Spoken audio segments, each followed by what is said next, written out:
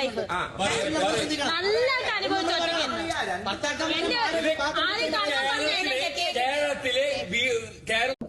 രേണു സുധി ഇതിനു മുമ്പ്, അതായത് സുധിച്ചേട്ടനെ വിവാഹം കഴിക്കുന്നതിന് മുമ്പ് മറ്റൊരു വിവാഹം നടന്നിട്ടുണ്ടോ? അതിനെപ്പറ്റി ഇപ്പം എന്താ പറയാ, അങ്ങനെ കുറെ ആരോപണങ്ങൾ വരുന്നുണ്ട്. ചേച്ചി ശരിക്കും ഫസ്റ്റ് മാരേജ് അല്ലേ? അതെ അതെ. ഞാൻ എന്തിനാണ് ആ പേര് പോലും എനിക്ക് ഉപയോഗിക്കാൻ കാരണം, ഈ പറയുന്ന വ്യക്തിക്ക് ഒരു ഭാര്യ ഉണ്ട്, 2 മക്കളുള്ളതാണ്. ഒടുവിൽ ആ സത്യം രേണു സുധി തുറന്നു പറഞ്ഞിരിക്കുകയാണ്. പുള്ളിക്കാരത്തി മുന്നേ കല്യാണം കഴിച്ചിട്ടുണ്ടായിരുന്നു, ഡിവോഴ്സും ആയിട്ടുണ്ടായിരുന്നു.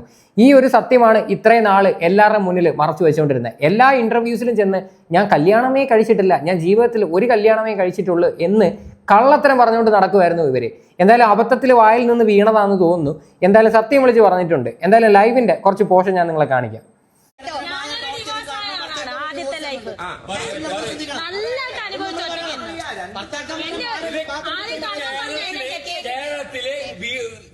ഞാനൊരു ഡിവോഴ്സായ ആളാണ്, ഞാൻ നല്ല രീതിയിൽ അനുഭവിച്ചിട്ടുണ്ട് എന്നാണ് രേണു സുധി പറഞ്ഞത്. ഇത്രയും നാള് ഇവരെന്തിനായിരുന്നു അപ്പോൾ ഈ കള്ളത്തരം പറഞ്ഞുകൊണ്ട് നടന്നത്? കൊല്ലം സുധിയുടെ കൂടെ സ്റ്റാർ മാജിക് പരിപാടിയിൽ പോയപ്പോൾ ലക്ഷ്മി നക്ഷത്ര ചോദിച്ചൊരു ചോദ്യമുണ്ട്. അത് രേണുവിൻ്റെ ആദ്യത്തെ വിവാഹമാണോ ചോദിക്കുമ്പോൾ എൻ്റെ ആദ്യത്തെ വിവാഹമാണെന്ന് തന്നെയാണ് ഇവർ പറയണത്. ഇപ്പം നിങ്ങൾക്ക് മനസ്സിലായല്ലോ, പുള്ളിക്കാരത്തി പറയുന്ന പല കാര്യങ്ങളും കള്ളത്തരമാണ്.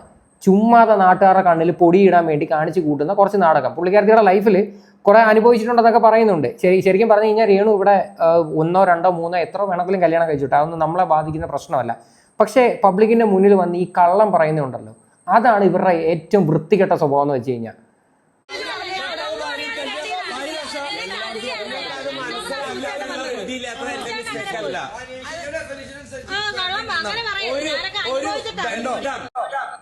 ഞാനൊക്കെ ഒരുപാട് അനുഭവിച്ചിട്ടുണ്ട് കള്ളത്തരം പറഞ്ഞ് കെട്ടിയതാണ് എന്ന്. ഇതൊക്കെ നേരത്തെ ഇന്റർവ്യൂസ് കൊടുക്കുന്ന സമയത്ത് നിങ്ങൾ പറഞ്ഞിട്ടുണ്ടായിരുന്നെങ്കിൽ അത്യാവശ്യം നിങ്ങൾ എല്ലാവരും സപ്പോർട്ട് ചെയ്തേ ഉള്ളായിരുന്നുള്ളൂ. വെറുതെ വന്നിരുന്നിട്ട് ചുമ്മാ വെറുതെ അനാവശ്യമായിട്ട് കുറച്ച് ഡ്രാമ കാണിച്ചിട്ട് എന്ത് നേടാനായിരുന്നു?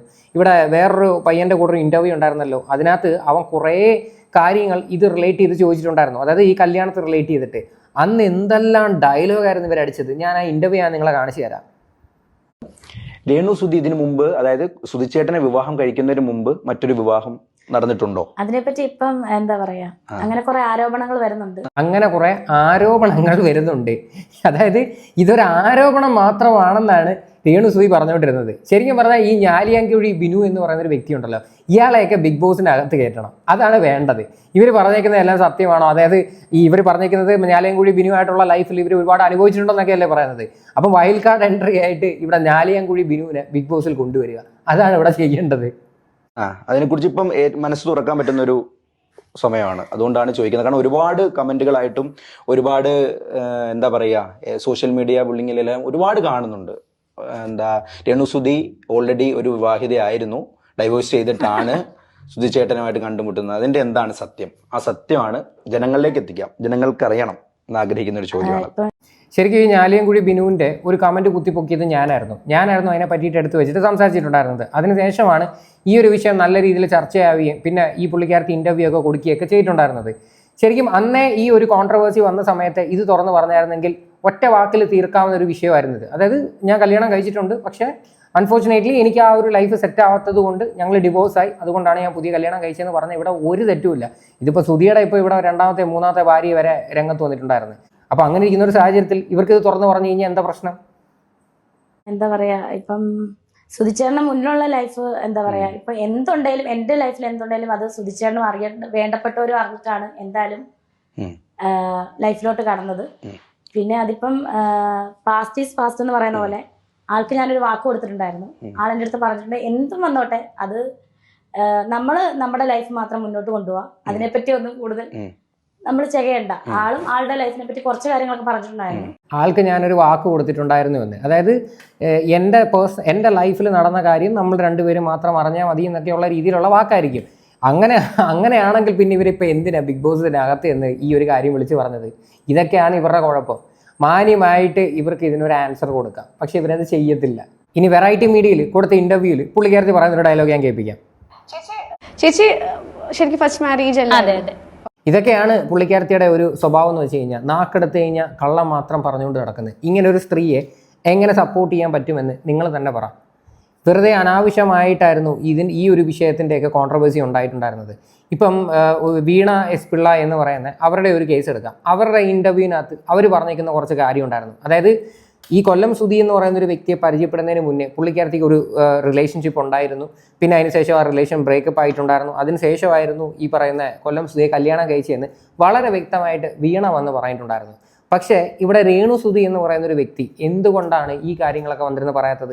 ഇത് പറയാത്തതിൻ്റെ പേരിലാണ് ഇവരുടെ നാട്ടിലുള്ള കുറച്ച് ആൾക്കാർ ഈ ഒരു വിഷയം കുത്തിപ്പൊക്കി ഇത്രയും വലിയ രീതിയിൽ ഇഷ്യൂ ആവുന്ന ഒരു സ്റ്റേജിൽ കൊണ്ടുവന്ന് എത്തിച്ചത്. എന്തായാലും തീർന്നിട്ടില്ല. ഇനി മെയിൻ സ്ട്രീം വണ്ണിനകത്ത് ഞാലിയാൻകുഴി ബിനുവിനെ പറ്റിയിട്ട് കുറച്ച് കാര്യങ്ങൾ പറയുന്നുണ്ട്.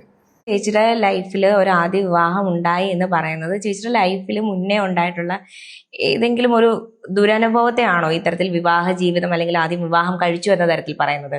അല്ല, ഇപ്പൊ രണ്ടാണെങ്കിലും മൂന്നാണെങ്കിലും ഇവർക്ക് എന്നാ പ്രശ്നം? എന്നോട് ആരും ക്ലാരിഫിക്കേഷൻ, ഞാൻ എന്തിനാ ഇവർക്ക് ക്ലാരിഫിക്കേഷൻ കൊടുക്കുന്നത്?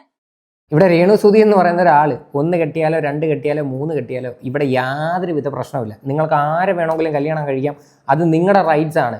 പക്ഷേ ഇപ്പം നിങ്ങൾ ബിഗ് ബോസ് എന്ന് പറയുന്ന ഒരു ഷോയിൽ ഇപ്പം നിങ്ങൾ എന്താ വിളിച്ച് പറഞ്ഞത്? ഇത്രയും ഇൻ്റർവ്യൂസിനകത്ത് നിങ്ങൾ എന്താണ് പറഞ്ഞത്? നിങ്ങൾ തന്നെ ഒന്ന് പുറത്തിറങ്ങുമ്പോൾ എടുത്തു വെച്ച് നോക്ക്. എനിക്ക് തോന്നുന്നു അബദ്ധവശ വായിൽ നിന്ന് വീണതാണ്. ഞാൻ പലപ്പോഴും പറഞ്ഞിട്ടുണ്ട്, ആ ബിഗ് ബോസ് എന്ന് പറയുന്ന ഒരു ഷോയുടെ പ്രത്യേകതയാണത്. അതായത് അവിടെ ചുറ്റിനും ക്യാമറ ഉണ്ടെന്ന് നമ്മൾ ചില സമയങ്ങളിൽ മറന്നു പോകും. അപ്പം നമ്മുടെ തനി സ്വഭാവം വെളിയിൽ വരും. ഞാൻ എന്തിനാണ് ആ പേര് പോലും എനിക്ക് ഉപയോഗിക്കുന്നത്? കാരണം ഈ പറയുന്ന വ്യക്തിക്ക് ഒരു ഭാര്യയുണ്ട്, 2 മക്കളുള്ളതാണ്. എന്റെ ഭർത്താവാണ് ഇവിടെ ഇരിക്കുന്ന ഈ കൊല്ലം സുധി എന്ന് പറയുന്ന ആൾ. അത് എല്ലാവർക്കും അറിയാവുന്ന കാര്യമല്ലേ.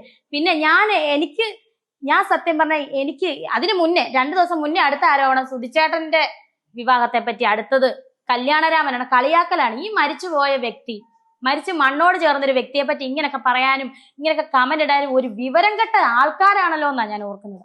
കേട്ടല്ലോ പറഞ്ഞത്. ഞാലിയൻകുഴി ബിനു എന്ന് പറയുന്ന ഒരു വ്യക്തി കല്യാണം കഴിച്ചിട്ടുണ്ട്, അയാൾക്ക് 2 പിള്ളേരും ഉണ്ട്. അപ്പം പിന്നെ വെറുതെ എന്തിനാണ് അയാളുടെ പേര് ഇവിടെ അനാവശ്യമായിട്ട് വലിച്ചിഴക്കുന്നതെന്നാണ് രേണു ചോദിക്കുന്നത്.